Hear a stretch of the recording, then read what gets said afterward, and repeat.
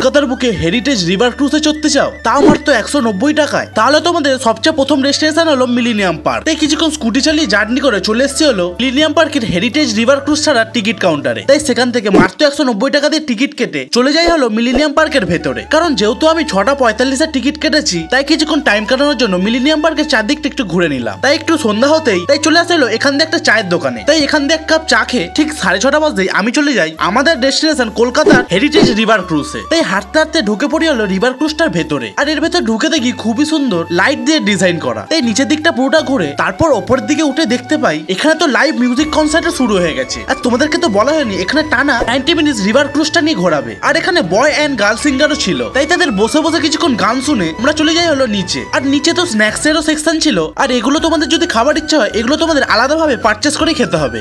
এক প্লেট পকোড়ার ডিমের টেবিল কিনে সুন্দর হাওড়া ব্রিজের ভিউ এনজয় করতে করতে স্ন্যাক্সটা শেষ করলাম। আর আজকের মতন এতটাই।